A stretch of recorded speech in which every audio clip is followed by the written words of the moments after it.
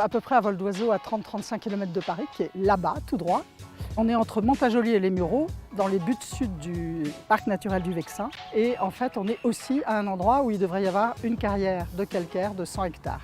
Ici, le calcaire il est à 40 mètres de profondeur. Il faut voir ce que ça remue. Ça veut dire qu'il y a quelqu'un qui avait calculé que ça faisait faire au camion 16 fois le tour de la Terre de transporter toute cette terre. Ils veulent aller exploiter à 1 mètre des nappes phréatiques. Nous, ça ne nous paraît pas sérieux.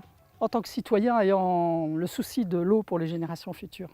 Il y a une cimenterie qui est là depuis 1921 au bord de la Seine. C'est une région qui est pleine de calcaire. Elle a grignoté tout le calcaire pour fabriquer du ciment depuis 1921. Cette cimenterie, c'est la dernière d'Île-de-France. Il y en avait 5 ou 6 il y a 50, 60 ans, dont Lafarge, des noms très connus aussi.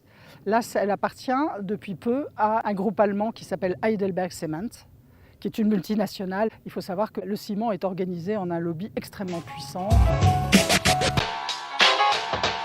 L'industrie du ciment est une des plus polluantes qui existent avec les mines.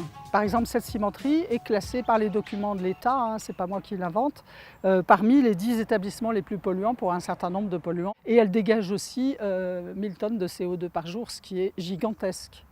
Donc c'est une activité qui ne devrait plus se trouver là. En 1921, c'était la campagne ici, on s'en fichait bien. Maintenant, c'est la 4e couronne de la banlieue parisienne. Paris-Mantes, c'est toute la vallée de la Seine, c'est extrêmement, extrêmement peuplé et c'est extrêmement pollué. C'est classé par le préfet de région en, entre guillemets, zone sensible pour la pollution aérienne. C'est-à-dire qu'il y a une surmortalité pour certains cancers repérés dans le canton.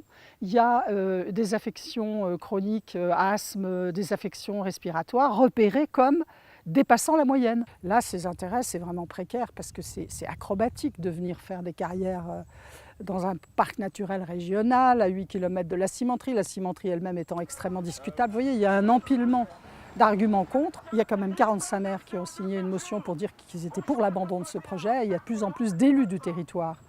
Les élus de base sont contre le projet. De plus en plus de gens ont entendu nos arguments. Mais la tête du département et de la communauté urbaine GPSO et les autorités de l'État, le préfet, le sous-préfet, l'Adrieux et tout, restent sur les arguments des années 70. On a besoin de ciment, on a besoin de ces emplois, etc. Alors que c'est une logique complètement dépassée.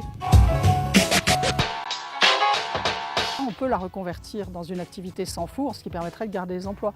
On peut aussi créer des tas d'autres activités innovantes qui seraient vraiment en phase avec notre époque, c'est-à-dire qui luttent contre le changement climatique et qui luttent pour la transition écologique. Ça mettrait un peu dans les clous la région en ce qui concerne les dégagements de CO2 et un certain nombre de polluants.